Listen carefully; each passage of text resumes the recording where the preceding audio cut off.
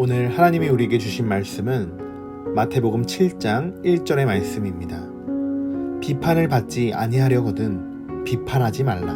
아멘. 비판하려는 감정으로 인해 당신의 마음은 강팍해지고 원한을 품게 되며 잔인하게 됩니다. 영적 세계에서는 그 어느 것도 비판에 의해 이루어지는 것은 없습니다.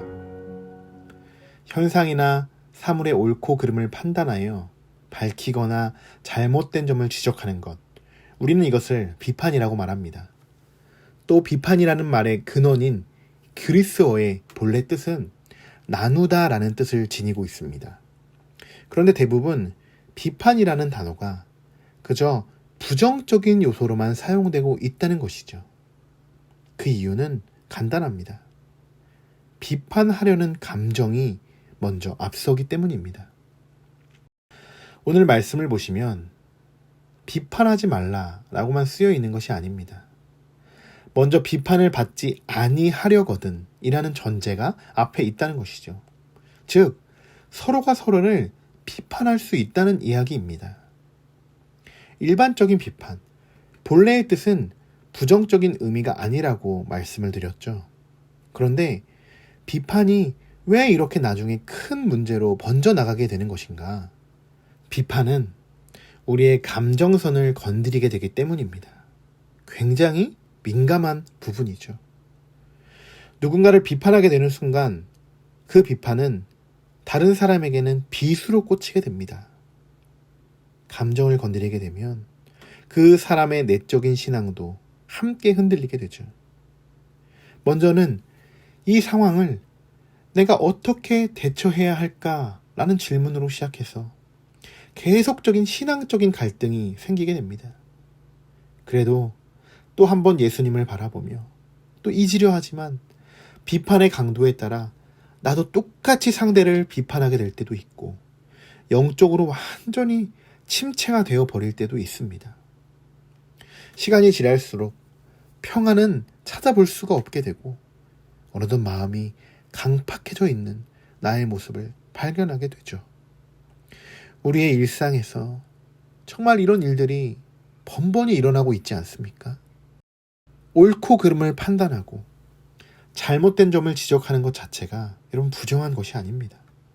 옳고 그름을 판단할 때 나는 어떤 마음가짐으로 상대를 지금 판단하고 있는가? 어떤 마음으로 상대를 바라보고 있는가? 어떤 마음으로 정말 옳고 그름을 내가 지적하고 있는가? 만약 똑같은 상황이라도 이것이 비판이 아닌 조언이 될 수도 있고 또 권면이 될 수도 있는 상황이 분명 있을 것입니다. 우리가 그렇게 상황을 만들어 갈 수도 있었을 것입니다. 여러분, 이러한 일들이 있을수록 우리들은 감정을 잘 지킬 수 있어야 합니다. 우리들은 분명 예수님의 사람입니다. 영적으로 우리가 다시 한번 생각하고 우리가 움직이고 우리가 판단하고 우리가 행동할 수 있어야 합니다. 누군가를 감정적으로 비판하기 이전에 내가 예수님께 한 번 더 묻고 기도하는 우리 모두가 되기를 소망합니다.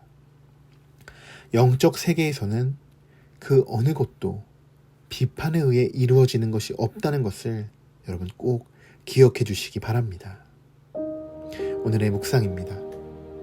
첫 번째로, 누군가를 비판했던 기억이 있으십니까?